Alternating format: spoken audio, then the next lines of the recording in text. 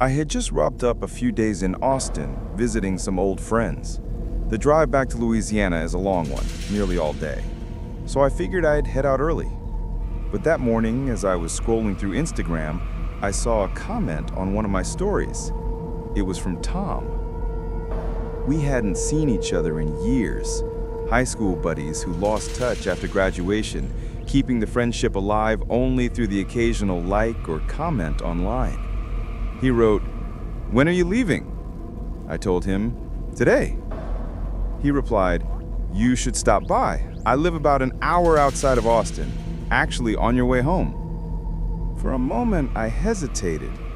Meeting someone you haven't really talked to in years can feel strange, but something about it felt right. Like maybe it would be good to see a familiar face, to share a drink, to reminisce. I typed back, "Sure, why not?" I punched his address into my GPS. An hour-and-a-half detour. Not bad. The sun was low by the time I rolled up his driveway.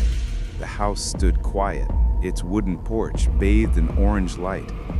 It wasn't run down, not exactly, but there was an age to it, like an old photograph curling at the edges.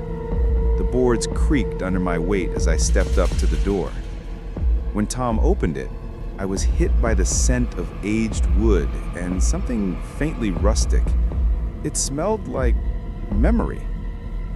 "Man, it's been years," he said, pulling me into a hug. Some friendships stay warm no matter how much time passes. Inside, the place looked like it hadn't been updated since the 70s. Yellowed wallpaper, faded furniture. The hardwood floors complained under every step, groaning like old bones. But there was a strange charm to it, like stepping into a time capsule. We sat in the living room sipping whiskey and catching up. One drink turned into two turned into three. Before long, the alcohol wrapped around me like a heavy blanket. The air felt warmer, thicker, like the house was leaning closer, listening to our laughter. Hours slipped by unnoticed. Finally, Tom leaned back and said, "Man, you've got a long drive ahead. Why don't you just crash here for the night?" I hesitated, but he was right.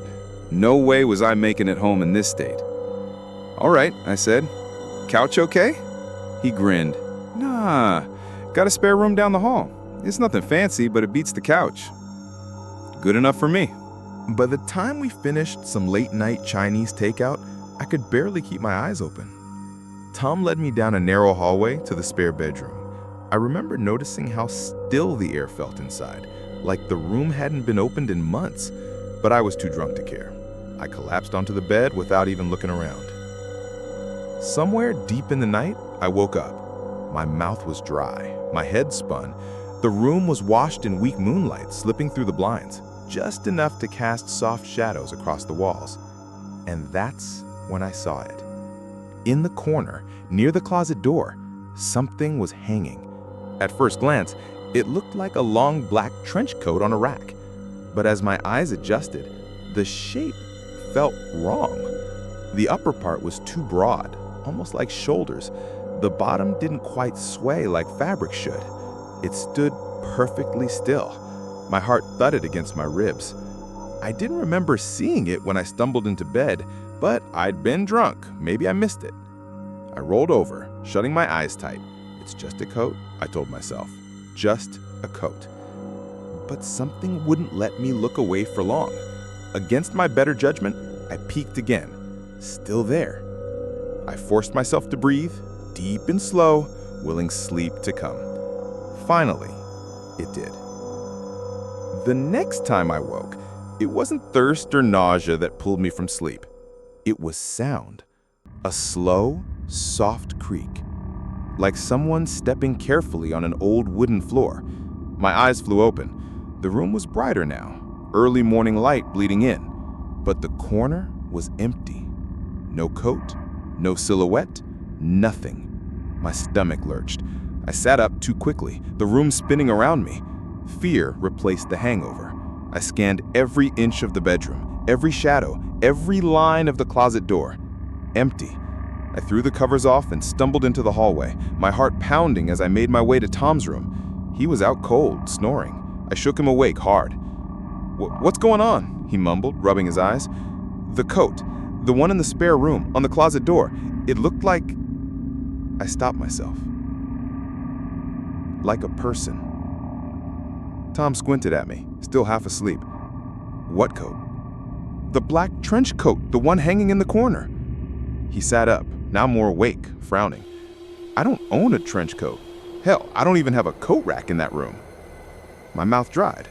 I searched his expression for any sign of a joke, but he looked serious.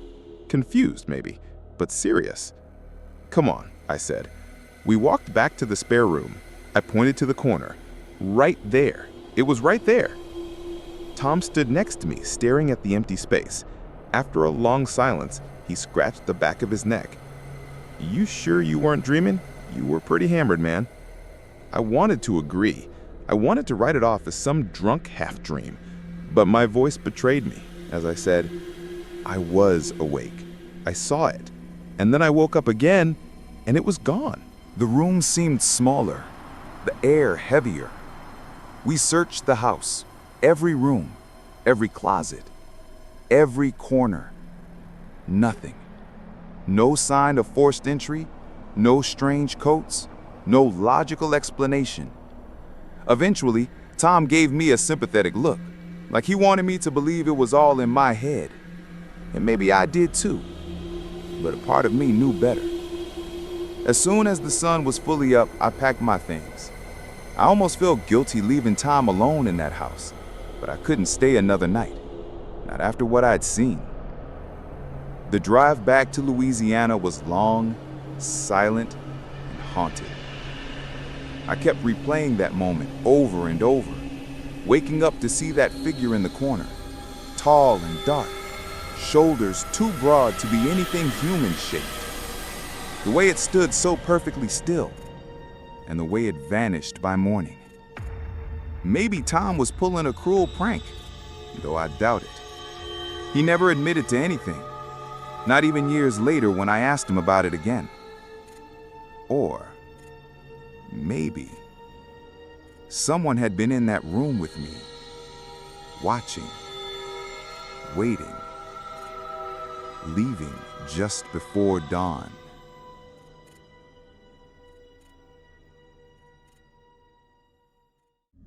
I was 18 when it happened. A trip that was supposed to be fun, carefree, and forgettable. But some nights don't fade. They stay, clawing at the edges of memory. We were in Sweden, my parents, my best friend Anna, and me. The plan was simple. An 8-hour road trip to a theme park, camping under the stars. Nothing complicated, nothing dangerous. Or so we thought. We reached the city by late evening, too tired to visit the park that day. The plan was to crash somewhere nearby. My dad started calling campsites, but because of a big soccer tournament, everything was fully booked. Every place, every spot. Frustration crept in, but we had tents, and Sweden has plenty of nature reserves.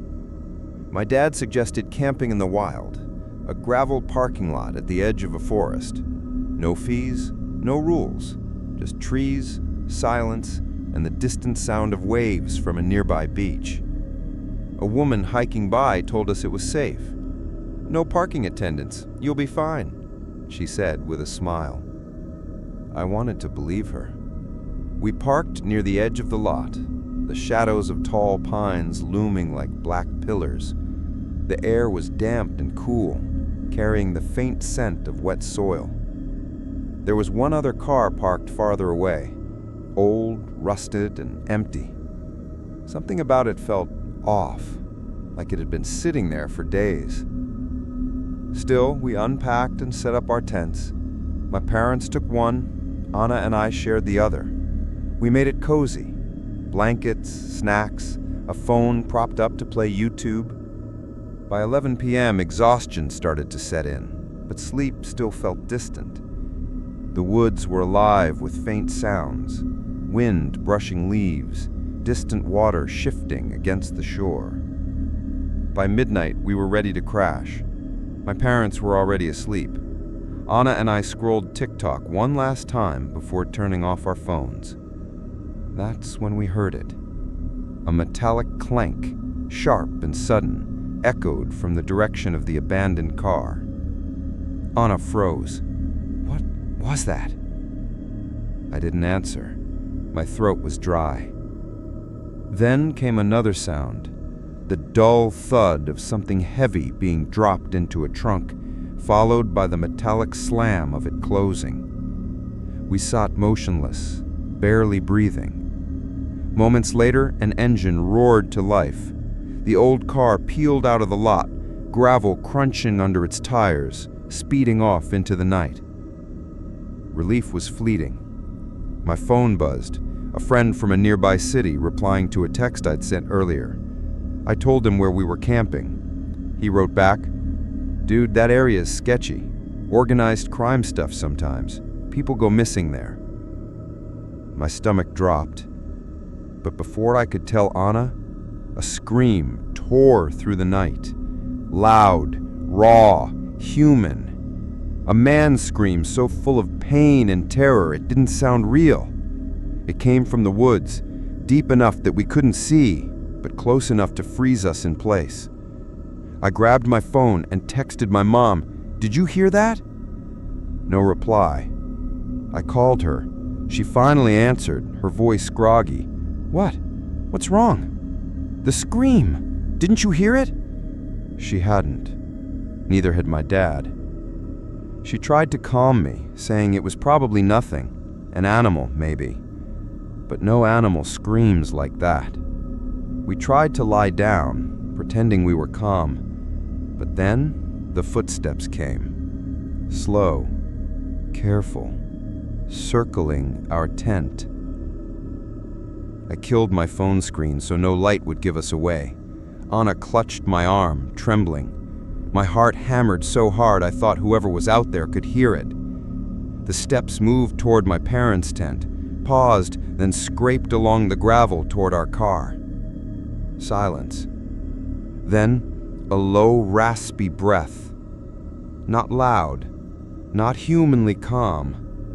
The kind of breathing you hear in horror movies, right before the killer speaks. I couldn't move, couldn't even blink. Headlights suddenly swept across our tents, the same car from earlier. It had returned.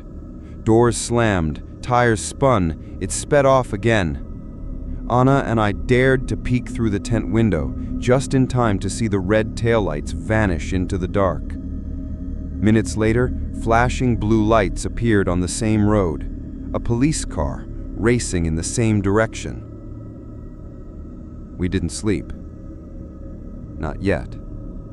We stayed in the locked car, watching the tree line, waiting for something, anything. By 5 a.m., exhaustion finally beat fear. We crawled back to the tent, closing our eyes only when the first pale light of morning filtered through the fabric. At breakfast, I told my mom everything. Her face went pale. Then she admitted something. She had heard footsteps too, and the breathing, but she'd been too scared to say a word.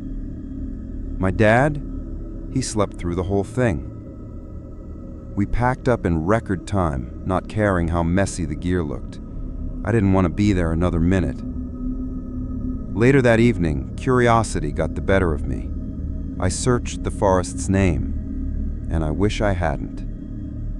A man had been stabbed to death there, gang-related, not long before our trip. 2 other men had vanished from that same beach, never found. Sometimes, late at night, I think about the scream, about the car, about the man or whatever breathing outside our tent. And I wonder if we camped in a place where people disappear. If someone saw us that night and decided, for reasons unknown, to let us live.